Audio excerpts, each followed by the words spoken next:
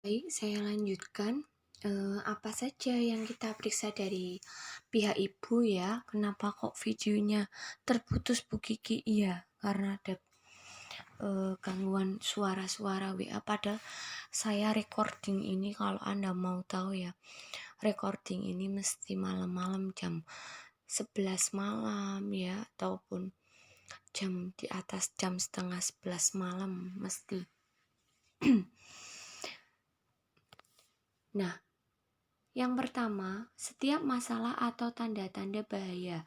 Jadi Anda menanyakan apakah ada perdarahan di jalan lahir atau sakit kepala yang hebat, kemudian perubahan visual. Jadi matanya itu berkunang-kunang atau tidak ya, tanda-tanda preeklamsi atau nyeri abdomen yang hebat, bengkak pada muka dan tangan, gerakan janin berkurang. Penting Anda menanyakan, Ibu, bagaimana gerakan janinnya? Kira-kira selama 1 jam dia bergerak berapa kali? Karena minimal 1 kali. Dan selama 12 jam minimal 10 kali. Nah, keluhan-keluhan lazim seperti ada nggak Bu keluhannya? Pegel-pegel, kram pada kaki, sering kencing, pigmentasi pada kulit ya, beberapa bagian pada kulit misalnya areola, kemudian leher, ketiak, kadang memang lebih hitam Mbak pada ibu hamil. Jadi itu hal yang normal. Sembelit, apalagi kalau dia mengkonsumsi tablet tambah darah, karena salah satu efek samping mengkonsumsi tablet tambah darah yaitu sembelit. Yang selanjutnya, ada tidak kekhawatiran-kekhawatiran lain? Nah, ini psikologis dikaji juga. Kemudian, selama pengambilan riwayat, bidan tetap membina hubungan saling percaya dengan ibu dan keluarganya. Maksudnya bagaimana? Selama Anda anamnesa, selama Anda melakukan asuhan, selama Anda tanya-tanya, tetap kita sambil terus membina hubungan baik. Jangan, ibu ini sudah kembali kepada saya, ini kunjungan ulang, berarti dia percaya nih sama saya. Terus Anda bisa bersikap acuh tak acuh atau tidak sama seperti pada saat dia pertama kali datang, tidak ya. Jadi tetap dipertahankan hubungan baiknya. Selanjutnya, pemeriksaan fisik ya. Pemeriksaan fisik itu apa saja? Ada tekanan darah, berat badan ya, tinggi fundus uteri ya. Kemudian untuk mengetahui tafsiran berat janin atau untuk menghitung apakah usia kehamilannya sama atau tidak. Di slide yang saya kemarin sudah ada. Kalau 12 minggu setinggi apa? Kalau misalnya setinggi pusat itu berapa minggu? Kemarin ada gambarnya, dibuka lagi ya. Kemudian mengetahui denyut jantung janin, kemarin sudah saya sampaikan ya. Kalau pakai Doppler berapa minggu Mbak? Kalau pakai Linek berapa minggu ya? Kemudian setelah usia 28 minggu yang namanya kita palpasi atau meraba bagian kepala, bagian kaki itu lebih jelas Mbak. Sehingga setelah usia 28 minggu itu sebaiknya Anda mendeteksi apakah ada kehamilan ganda atau kembar atau tidak. Yang selanjutnya bagaimana posisinya, yang di bawah itu apa ya. Terus kemudian setelah 36 minggu coba ini sudah kepala itu seharusnya sudah masuk panggul, terutama pada primi gravida. Sudah masuk apa belum kepalanya nih setelah 36 minggu. Selanjutnya, pemeriksaan laboratorium apakah yang dilakukan? HB perlu diulang Bu. Kalau misalnya pada saat kunjungan awal Anda menemukan ibu hamil itu anemia, ya, perlu sebulan kemudian Anda ulang untuk melihat adakah kenaikan kadar HB setelah Anda melakukan intervensi. Misalnya HB-nya kemarin 8,8. Anda ngasih tablet tambah darah ibu, karena ini anemia sedang, sebaiknya diminum 2 kali 1. Kalau anemia ringan, diminum 1 kali 1. Nah, dievaluasi 1 bulan kemudian. Bagaimana dengan ibu yang tidak rutin, Bu? Anda bisa cek pada saat kehamilan kunjungan pertama dan sebulan kemudian, pada saat trimester kedua Anda cek ulang. Kenapa? Karena pada saat trimester 2 itu terjadi yang namanya hemodilusi atau pengenceran darah, ya. Ketika terjadi pengenceran darah, biasanya HB turun. Nah, sebaiknya ibu dilakukan pemeriksaan HB. Pemeriksaan HB sama seperti pemeriksaan pada ibu hamil. Trimester 1 kali, trimester 2 1 kali, trimester 3 1 kali, dan yang satunya adalah menjelang persalinan minimal 4 kali. Kemudian hematokrit perlu nggak? Tentunya ini kalau ada indikasi ya Mbak. Misalnya ibunya panas ya, itu adakah tanda-tanda infeksi atau tidak. Kemudian serologic test for sifilis pada trimester 3 diulang. Kenapa? Ya, kalau kemarin ya, pada saat saya hamil yang terakhir, sifilis, HIV, dan HBsAg itu wajib periksa Mbak ya. Untuk selama hamil itu 1 kali saja cukup ya. Kalau sudah misalnya negatif ya sudah. Jadi untuk sifilis, B20 itu untuk HIV dan HBsAg. Nah, kalau Anda mau tahu nih Mbak, ibu hamil yang sekarang sebaiknya dilakukan swab test ya, atau PCR ya, untuk mendeteksi adakah corona atau tidak. Ini sudah mulai Mbak ya.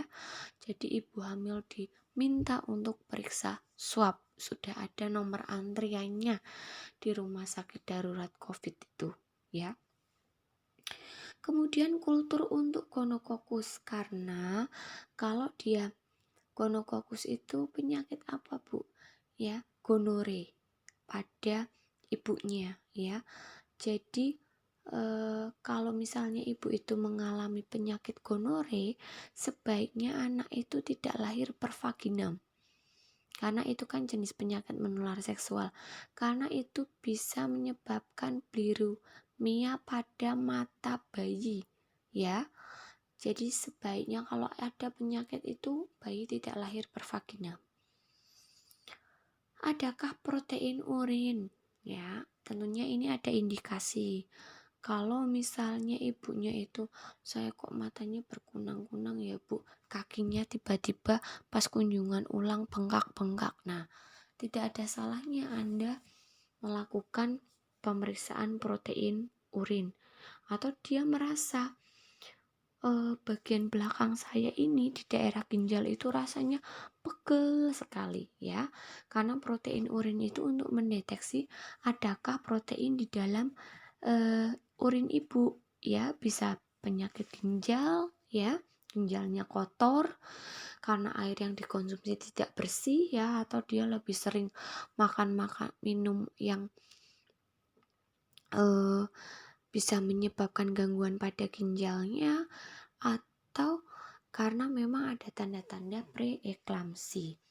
Yang selanjutnya gula dalam darah. Misalnya kita periksa kok TFU-nya besar sekali ya, lebih dari usia kehamilan. Ditanya, ada nggak keturunan diabetes? Nah, itu Anda bisa melakukan pemeriksaan gula dalam darah. Selanjutnya, pemeriksaan panggul atau pelvik. Saya sudah sampaikan kemarin. Hal ini diperiksa kalau ada keluhan. Dilihat lagi yang kemarin. Bisa jadi kunjungan pertama nggak ada keluhan. Kunjungan berikutnya yang namanya hormon estrogen itu semakin tinggi. Nah, Anda tahu apabila bagian serviks itu melebar karena kan tambah besar ya, perut itu tambah besar, bagian bawah ya, bagian bawah uterus itu tambah melebar, serviks juga tambah melebar.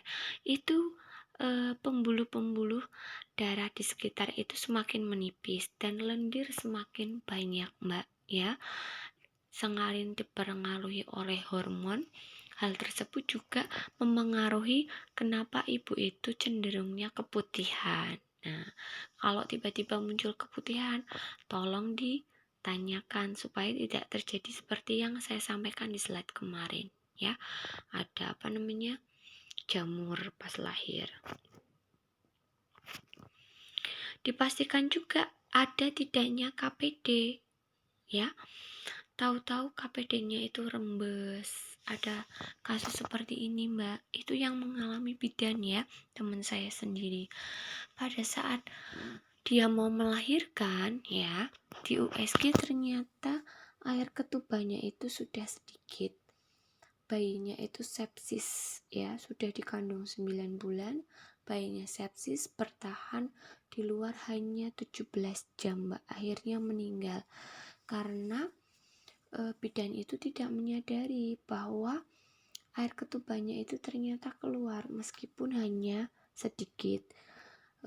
Bedanya apa sih, Bu, air ketuban dengan air kencing? Kalau air kencing itu ya, kita mau pipis itu masih bisa ditahan, Mbak. Tapi kalau air ketuban itu tidak bisa ditahan keluarnya ya. Jadi pastikan tidak adanya KPD. Lakukan penilaian pelvimetri pada akhir trimester 3. Ini yang kemarin pemeriksaan panggul. Masih ingat? Ada distansia spinarum, distansia cristarum, nanti kita pelajari ya. Dilihat lagi slide kemarin. Pemeriksaan vagina jika ibu itu memiliki tanda-tanda atau gejala persalinan. Ini dilakukan kalau ibunya sudah aterem, terus kenceng-kenceng, Mbak, ya Bu bidan saya kok kayak mau lahiran. Nah, Anda boleh melakukan yang namanya vaginatuse atau pemeriksaan dalam atau VT ya. Nah, sekarang dari bayinya apa sih yang perlu kita kaji? Dari bayi yang paling bisa kita kaji yaitu denyut jantung janin. Normalnya adalah 120 sampai 160 kali per menit ya. Apabila di atas 160, Anda perlu waspada ya. Sebaiknya diulang kembali dalam kondisi ibu itu tenang, tidak cemas, ataupun misalnya ibu itu kenceng ya, perutnya kencang, diulang lagi. Tafsiran berat janin, ini kira-kira besar enggak ya bayinya? Tadi menggunakan apa? Tinggi fundus uteri. Letak dan presentasi serta engagement. Apakah kepalanya sudah masuk panggul atau belum? Dan kehamilan kembar atau tunggal. Jangan salah ya, Mbak. Saya pernah benar-benar mengkaji pasiennya itu kembar di rumah sakit ya, lahiran kembar. Saya waktu itu breast care ya, melakukan perawatan payudara pada Ibu Nifas, jadi sempat mengobrol lama. Ibunya tidak tahu selama hamil bahwa dirinya itu hamil kembar ya. Saya sampai tanya, ibu biasa periksa di mana? Karena dia ketahuan lahirnya kembar itu pada saat mau melahirkan, Mbak ya, baru dirujuk di rumah sakit. Nah, seperti itu, alhamdulillah selamat semua. Ada lagi yang juga baru ketahuan pada saat mau melahirkan, malah bayinya sudah lahir yang satu. Ketika bayinya yang sudah lahir satu, mau dilakukan injeksi oksitosin ya. Injeksi oksitosin itu dilakukan ketika sudah tidak ada bayi lagi. Karena kalau masih ada bayi lagi, itu bisa menyebabkan hipoksia janin. Hipoksia janin itu apa? Bayinya itu nanti bisa mengalami gangguan pernafasan. Jadi sebelum menyuntikkan oksi, diperiksa dulu apakah janin tunggal atau tidak. Ternyata itu bukan di Pekalongan pas waktu yang ini. Waktu itu di Bandung saya. Jadi bayinya sudah lahir satu, dicek lagi. Hah? kok perutnya masih besar, kok sepertinya masih ada bayi lagi. Ternyata ada bayi lagi, Mbak, dan tidak ketahuan selama hamil. Jadi tolong Anda sebagai bidan jangan sampai seperti itu, karena pasti akan bertanya selama ini periksanya kemana kok sampai tidak ketahuan kalau ada bayi kembar. Ya, kalau ada bayi kembar kan berarti DJJ-nya itu ada 2, ya, posisinya juga perutnya juga lain, ya. Mengevaluasi keefektifan manajemen. Jadi bidan itu melakukan penilaian asuhan yang sudah dilakukan pada kunjungan sebelumnya. Maksudnya begini, Mbak, kunjungan awal Anda kan melakukan misalnya memberikan penkes apa, anemia kah, tablet FE sesuai kebutuhan ibu. Dievaluasi, ibu kemarin kan saya sudah ngasih penkes mengenai tablet tambah darah ya, ibu masih ingat Bu, diminum berapa kali, diminumnya menggunakan apa ya. Dan ternyata setelah dievaluasi, oh HB-nya sudah naik, berarti apa yang Anda lakukan ya, asuhannya sudah efektif. Kalau misalnya kurang efektif ya, bisa terulang lagi ya. Anda sudah ngasih penkes capek-capek, ternyata tidak bermanfaat gitu loh maksudnya ya. Jadi dievaluasi yang kemarin. Kegiatan bidan saat evaluasi manajemen, menanyakan kembali kepada pasien apa yang sudah dilakukan pada kunjungan sebelumnya. Tadi sudah saya sampaikan, melakukan pemeriksaan fisik terutama hal-hal yang berfokus pada kesehatan ibu dan janin. Kemarin ibu itu kok tensinya tinggi ya, coba sekarang saya periksa lagi tensinya bagaimana ya. Hal-hal yang perlu ditanyakan kepada klien, kesan klien secara keseluruhan mengenai proses pemberian asuhan pada kunjungan sebelumnya, hal-hal yang membuat pasien merasa kurang nyaman, peningkatan pengetahuan ya, berkurangnya ketidaknyamanan yang dirasakan pada kunjungan yang lalu setelah dilakukan penata laksanaan. Ini penting ya, Anda tanyakan kepada ibunya. Jadi ibu itu kemarin gimana Bu kira-kira ya, semacam kita evaluasi bagaimana Anda melakukan asuhan. Lanjutnya, pendidikan kesehatan dan persiapan kelahiran serta kegawat daruratan. Pada kunjungan ulang ini, Anda memberitahu tentang ketidaknyamanan yang mungkin dialami oleh ibu hamil. Menanyakan pada ibu mengenai kondisi nutrisi, tambahan zat besi dan anti tetanus atau imunisasi TT. Ajarkan ibu mengenai ASI, KB, latihan olahraga ringan, istirahat atau nutrisi, disesuaikan dengan usia kehamilannya ya. Diskusikan mengenai rencana persalinan, ajari ibu tanda bahaya itu apa saja, dan jadwalkan kunjungan orang berikutnya. Jangan lupa dokumentasi. Jadi sebelum ibu pulang, ibu nanti periksa sebulan lagi ya Bu. Tuh, kalau usianya tadi berapa? 0 sampai 28 minggu. Kalau 28 minggu ibu nanti periksa lagi 2 minggu lagi ya, seperti itu. Nah, pengembangan rencana perawatan menyeluruh mencakup komponen-komponen berikut. Anda baca dulu, Mbak, saya kasih waktu.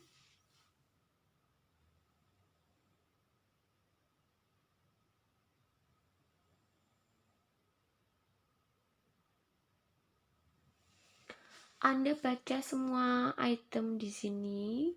Kemudian yang tidak paham nanti besok ya. Kok besok? Bisa ditanyakan maksud saya ya. Memang saya buatnya rekaman memang malam-malam Mbak ya. Jadi besok. Ya. Jadi ini yang bisa saya sampaikan. Mohon maaf sekali apabila ada kekurangan karena memang semua penuh dengan keterbatasan ya Mbak ya. Saya tahu Anda memang mengalami kesulitan ya. Kita pun sebagai pengajar pengennya tatap muka Mbak, tapi tidak bisa. Sungguh ini untuk mencegah pandemi yang semakin meluas, apalagi ini angka kejadian semakin banyak ya. apa, semoga kita semua dijauhkan dari penyakit ini, pandemi ini segera berakhir ya. Pengennya semua kembali dalam keadaan normal, karena bagaimanapun kami juga mendidik Anda ya. Kesehatan itu tidak mungkin kalau hanya dengan melihat saja, harus praktek. Kalaupun praktek tentunya dengan pasien langsung, tidak dengan pantom terus ya. Jadi berdoa supaya pandemi ini segera berakhir. Demikian yang bisa saya sampaikan. Kalau ada pertanyaan, nanti Anda bisa kirimkan ke grup WA ya. Itu saja. Sekian. Wassalamualaikum warahmatullahi wabarakatuh.